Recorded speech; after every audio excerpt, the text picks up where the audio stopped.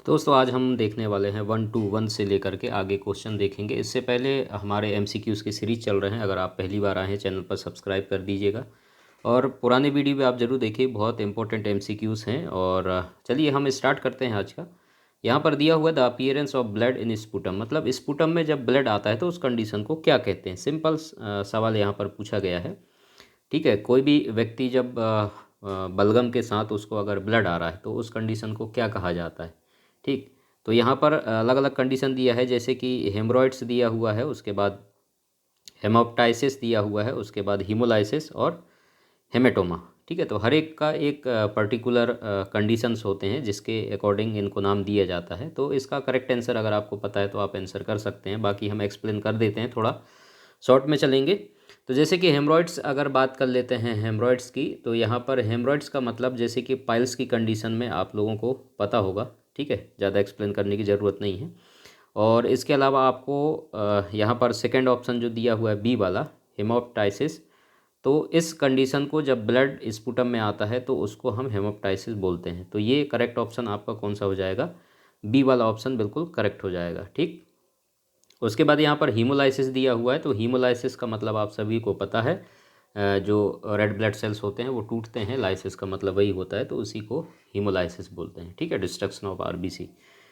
और इसके अलावा हेमेटोमा, तो हेमेटोमा का कंडीशन आप लोगों को पता है। आमतौर पर जो आपके ब्लड वेसल्स होते हैं उसमें कोई भी इंजरी या फिर ट्रॉमा हो जाता है तो उस कंडीशन को जो है हेमेटोमा बोलते हैं। ठीक है, चलिए हम अगले क्वेश्चन की तरफ चलते हैं। 1 to 2। ठीक है, तो यहाँ पर दिया हुआ है, अगर आपको आंसर पता है आप पढ़ करके आंसर बता सकते हैं, बाकी हम एक्सप्लेन करके दे रहे हैं आपको। ठीक है, एकैंथोसाइट्स इज ए, तो एकैंथोसाइट किसको बोलते हैं। तो यहाँ पर आपको abnormal RBC, abnormal WBC, abnormal platelets, abnormal plasma cell, 4 option दिए हुए हैं। तो एकैंथोसाइट का नाम एबनॉर्मल आरबीसी के कारण उसको हम एकैंथोसाइट बोलते हैं। जो भी आरबीसी या रेड ब्लड सेल्स का जो स्पाइक शेप हो जाता है या डिफरेंट लेंथ और विड्थ हो जाता है, ठीक है, तो उस कंडीशन को हम क्या बोलते हैं, एकैंथोसाइट।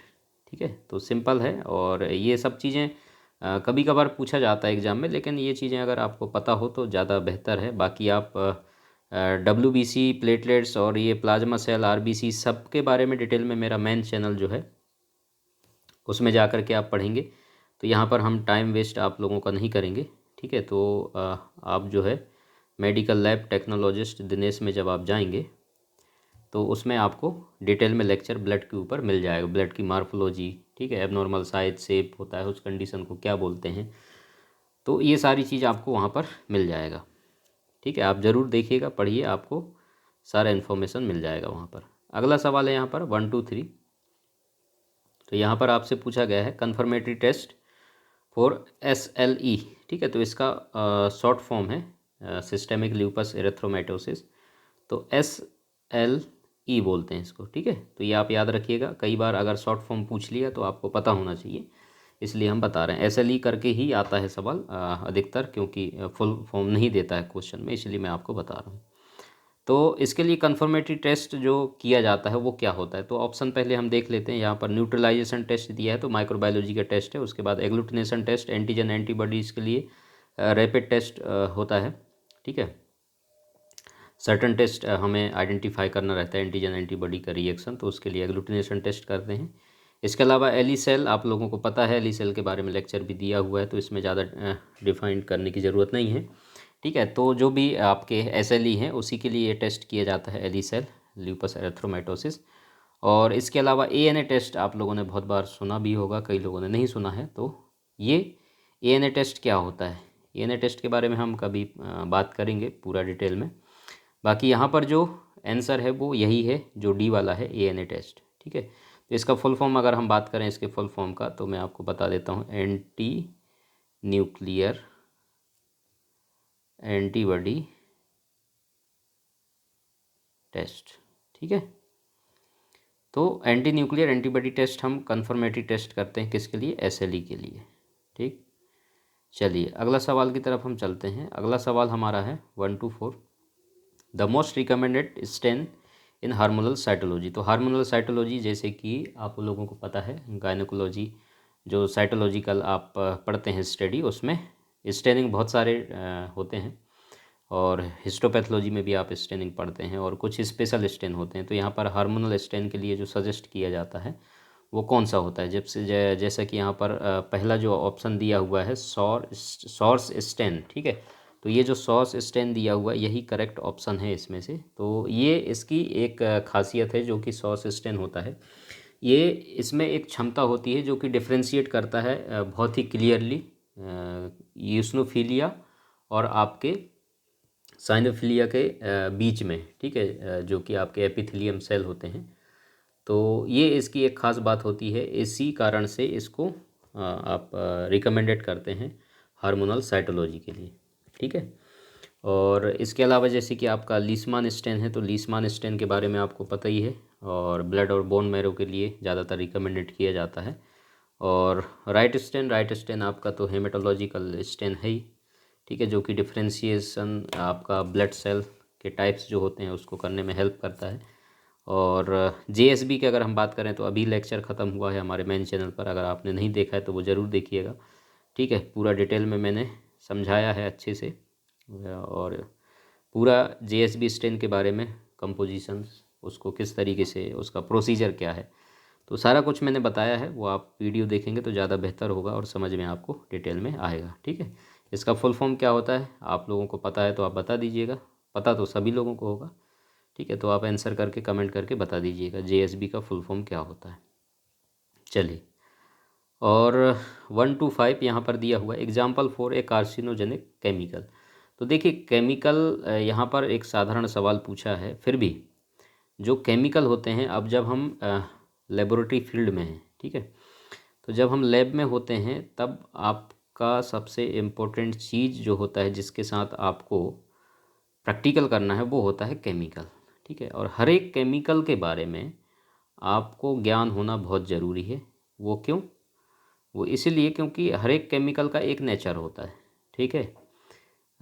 तो उसके ऊपर साइन बने रहते हैं जिसके थ्रू आप पहचान सकते हैं कि वो केमिकल जो है आपके पास, बोतल में आते हैं केमिकल, ठीक है। तो जो भी बोतल होता है उसके ऊपर एक कागज़ चिपका हुआ रहता है, उसमें साइन बने होते हैं कुछ। इसके ऊपर डिटेल में मेरा वीडियो बना हुआ है ऑलरेडी मेन चैनल पर, लैब टेक्नोलॉजिस्ट में, वहाँ पर जा कर के आप देखेंगे तो कंप्लीट आपको समझ में आएगा कि भाई कोई कोरोसिव होता है, कोई एक्सप्लोटिव होता है, कुछ पॉइजन होता है, ठीक है। तो उसके बारे में आपको डिटेल में मालूम चल जाएगा।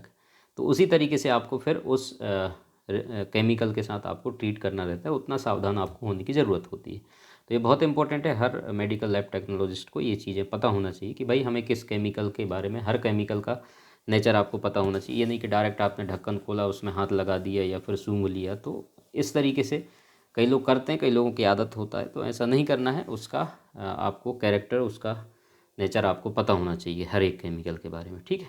तो ये तो एक जनरल सी बात था जो मेरे को बताना था आपको। फिर भी यहाँ पर आप देखेंगे तो मेथनॉल का जब भी आप रिएजेंट वगैरह देखेंगे तो यहाँ तो कार्सिनोजेनिक सबसे पहले पूछा है, तो उसका आंसर हम बता देते हैं। किसी को पता है तो आप बता सकते हैं।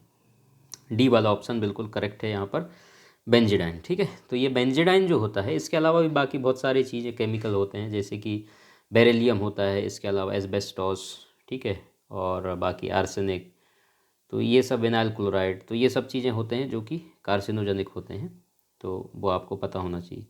इसके अलावा मेथनॉल की अगर हम बात करें तो मेथनॉल भी आप टॉक्सिक है ये, और ये भी आप अपने लेबोरेटरीज में इस्तेमाल करते हैं। फॉर्मेलिन जो कि आप इस्तेमाल करते हैं आप फिक्सेटिव के तौर पे, ठीक है।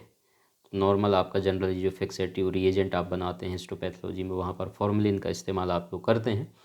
तो ये भी पॉइजन होता है, और पोटेशियम साइनाइड ये होता है कोरोसिव, और पॉइजन ये भी होता है। तो ये भी आप इस्तेमाल करते हैं, बहुत सारे जगह पर पोटेशियम साइनाइड का भी इस्तेमाल किया जाता है लेबोरेटरी में। तो ये तो जनरल चीज़ें हैं। और इस तरीके से देखिए, सवाल आपको आइडिया लग रहा होगा किस तरीके से कहीं से भी किसी भी तरीके से सवाल बना करके पूछा जाता है। इसलिए हर एक चीज़ के लिए आपको रेडी होना है, ताकि आसानी से आप आंसर कर सकते हैं, और एग्ज़ाम में जब पूछे जाते हैं तो आपको कन्फ्यूजन होने की ज़रूरत नहीं है। जब आपको फुल डिटेल नॉलेज होगा हर किसी चीज़ के बारे में, छोटे छोटे नॉलेज हैं ये, कभी कभार हम मिस कर देते हैं इन सब चीज़ों को, तो ऐसा नहीं करना है। हर एक चीज़ का नॉलेज होना बहुत ज़रूरी है। तो यही था आज का, और लाइक ज़रूर कीजिएगा। लाइक करते हैं तो अच्छा लगता है, वीडियो में ज़्यादा से ज़्यादा लाइक कीजिए। कोई सवाल है तो कमेंट्स कर सकते हैं। बुक्स वगैरह की रिक्वायरमेंट है, आप डिस्क्रिप्शन पे जाएंगे, वहाँ पर आपको लिंक मिलेगा, आप ऑनलाइन ऑर्डर कर सकते हैं। और इसके साथ साथ मेरे को इंस्टाग्राम पे ज़रूर फॉलो कीजिए, वहाँ पर हम अपडेट देते रहते हैं। Thank you so much video देखने के लिए, और अपने दोस्तों में भी शेयर ज़रूर करें।